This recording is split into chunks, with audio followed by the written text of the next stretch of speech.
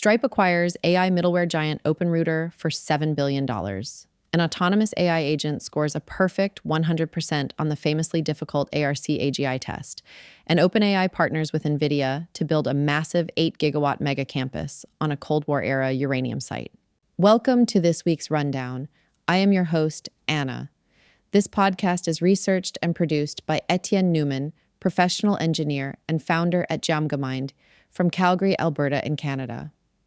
Today, we perform a forensic autopsy on megascale consolidation and the reasoning breakthroughs for the week of August 17th to August 23, 2026. The artificial intelligence industry has officially entered its infrastructure and consolidation era.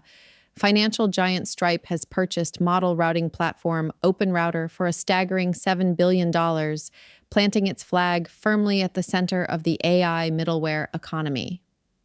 On the physical front, compute constraints are forcing historic measures. Nvidia is backing an up to $105 billion credit line to build an 8-gigawatt data center for OpenAI in Ohio. While the hardware scales, the software is crossing mathematical red lines. A medical doctor running agentic swarms on GPT 5.6 Sol has successfully solved a matrix problem that has stumped mathematicians for 22 years. Simultaneously, an NVIDIA-built agent wrapper just achieved the first-ever perfect score on the ARC-AGI reasoning benchmark, proving that intelligent scaffolding is now just as important as raw model size. Before we break down the telemetry of these events, please hit follow or subscribe to the channel on Apple Podcasts to always listen completely ads-free. Let's unpack the data. Welcome to The Explainer. Today, we're stepping into the role of forensic venture strategists and sovereign infrastructure analysts. We're going to do a deep, clinical autopsy on the tectonic shifts that literally rewired the AI industry between August 17th and 23rd, 2026. We are completely skipping the hype and looking strictly at the structural architecture of the future, specifically megascale consolidation and some absolutely definitive breakthroughs in machine reasoning. Real quick, before we jump into this macro-level strategic briefing, I need to mention that this explainer was meticulously researched and produced by Etienne Newman, a professional engineer and the founder at Jamgamind, based out of Calgary, Alberta in Canada. Okay, let's dive into this. To make sense of all this data, we're using the 4C sovereign autopsy model. Our roadmap for today covers 4 critical pillars: capital, compute, cognition, and control. Starting with Pillar 1, capital, we're looking at financial consolidation and what we're calling the revenue flippening. Look, the AI ecosystem is growing up fast. We are transitioning from this phase of raw research and experimentation into an era of brutal, aggressive financial consolidation. The builders are basically being hardwired into the broader financial system. And we just witnessed a massive revenue flippening. Just think about these Q2 2026 numbers for a second. Anthropic has absolutely surged. They doubled their sales to hit $11.6 billion for the quarter. That brings their annualized revenue rate to a staggering $65 billion, and they even turned a small operating profit. Meanwhile, OpenAI, the long-standing incumbent, is sitting at $6.7 billion in revenue with widening losses. This is a massive shift in market leadership happening right on the eve of a potential IPO for OpenAI. Anthropic's Claude Code tool and their higher earnings per use have fundamentally rewritten the financial hierarchy of frontier labs. And speaking of massive financial moves, $7 billion. That is the price tag financial powerhouse Stripe has agreed to pay to acquire AI startup OpenRouter. Now, what's fascinating here is that OpenRouter doesn't even build foundation models. They're the middleware. They route developer requests across more than 400 different AI models just to find the cheapest and fastest option. So why on earth is Stripe paying $7 billion for them? Because OpenRouter's volume exploded from 5 trillion to 25 trillion tokens a week in just 6 months. Stripe is clearly positioning itself to completely monopolize the middleware routing layer of the entire AI economy. Now, immediately follow that up with this next figure: $53 billion. Stripe isn't just buying AI middleware. They are aggressively scaling their base financial rails too. Stripe, alongside private equity firm Advent International, is actually in talks right now to merge with PayPal for $53 billion. If this closes, they are constructing a $3.7 trillion a year payment behemoth. So the absolute crucial takeaway here is this: the entities controlling the payment rails and the compute routing are consolidating just as fast as the model builders themselves. Moving on to Pillar 2, compute. This is all about mega-scale physical infrastructure constraints. We're shifting from the digital finance layer to the brutal, unforgiving physical realities of the AI industry. We are no longer talking about server racks here. We are talking about Cold War-scale mega projects. Take a look at this requirement: 8 gigawatts. To put that into perspective, 8 gigawatts is enough electrical power to run a major metropolis. And that is exactly what is required to power a newly announced OpenAI and Nvidia data center campus.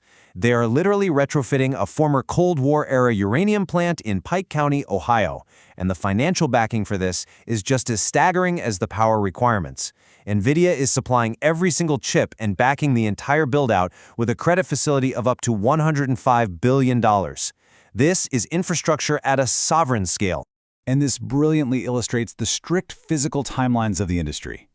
Because despite all that massive capital deployment, the target for 2028 only covers the initial 800 megawatts. The massive remaining slice, that's 7,200 megawatts, well, that's going to be built out over the coming years on federal land that's being cleaned up after the uranium plant shut down. It just goes to show, you can print money and you can write code, but you absolutely cannot instantly materialize concrete, copper, and power substations. Nvidia CEO Jensen Huang really hit the nail on the head when he summarized it like this: frontier labs are constrained by infrastructure and financing, not demand. Energy grids and physical real estate, not software limits or compute design, are the true, hard bottlenecks of the global AI race today. All right, Pillar 3, cognition. We're talking agentic scaffolding and reasoning breakthroughs. While physical compute is obviously constrained, the software side has suddenly found a way to leap forward. We have definitively cracked the frontier of AI reasoning, and it's not just by throwing more raw compute at a massive model. It's happening through agentic scaffolding. So the ARC-AGI-3 test is one of the most rigorous public benchmarks out there for machine reasoning. When Anthropic's Claude Opus 5 tackled it alone, it scored 30%. But when it was wrapped in Nvidia's AVO coding agent, which is basically a software layer that directs the model, it achieved a perfect 100% score. It autonomously cleared 183 levels across 25 games in just 6,624 actions with absolutely zero prior instructions. This is huge because it proves that adding strategic software layering, or scaffolding, unlocks massive cognitive capabilities without necessarily needing a larger base model. And the real-world applications of this scaffolding? They're already here. Krause's conjecture is this notoriously complex matrix math problem that had been unsolved for 22 years. It was just solved. But not by a career mathematician. Nope, it was solved by Dr. Shanmu Jin, a neurosurgery resident. How did he do it? By using OpenAI's GPT 5.6 Sol in a 16-hour autonomous swarm session. He essentially set up sub-agents to argue and verify against each other. This highlights a profound shift in human capital. When an AI swarm can generate the proof, the scarce, highly valued human skill shifts entirely from creating the math to verifying it. We are seeing the exact same breakthroughs in biology. Anthropic's Claude ran a protein design campaign largely unassisted. It actually yielded working molecules on 14 out of 15 targets. On top of that, the model autonomously opened raw instrument files without even needing specialized lab software and analyzed a sample to reach 96.4% purity in just 19 minutes. A human lab report would take 4 days to do that. We are literally witnessing generalized models executing highly complex, multi-step scientific reasoning campaigns entirely on their own. Finally, Pillar 4, control, sovereign ultimatums, and the security tax. As these systems achieve sovereign-scale infrastructure and PhD-level reasoning, geopolitical forces and internal safety clamps are aggressively asserting control. We are observing a real structural division of the global tech ecosystem right now. A draft U.S. State Department letter is reportedly forcing 35 partner countries to make a strict binary choice. On one side, you have Pax Silica, which is a U.S.-led framework offering shared investments in AI models and chips, but it demands absolute supply chain exclusivity. On the other side is the Chinese AI framework. Nations are basically being told that belonging to both ecosystems is no longer permitted. The infrastructure of AI is officially becoming the primary vector of modern geopolitics. And inside the labs themselves, control is taking the form of a massive compute tax. OpenAI has actually paused its largest planned frontier reinforcement learning run, codenamed Astra, to rewrite their preparedness framework for tighter controls. The most wild takeaway here is Step 3. They are dedicating roughly 20% of their compute overhead solely to automated agents that monitor the tool actions and reasoning traces of their primary models for cyber risks. Think about that. A fifth of the most expensive, highly constrained resource on the planet is now being burned strictly on internal security surveillance. Control is also coming from traditional media. ByteDance, which is one of the most rapid frontier video model builders out there, has agreed to a historic copyright truce with Hollywood's Motion Picture Association. They're implementing a formal framework to bake IP protections directly into their C-Dance and C-Dream video models. So, even the bleeding edge of synthetic media generation is capitulating to the structural control of traditional copyright holders. Which brings us to a really critical question to summarize our autopsy today. As you look at the mega-scale consolidation we've just explored, the massive capital requirements, the 8-gigawatt physical footprints, those 20% security taxes, you have to ask yourself, does the future of AI really belong to the labs who train the baseline models, or does true sovereign power actually belong to those who own the uranium plants, the power grids, the payment rails, and the routing middleware?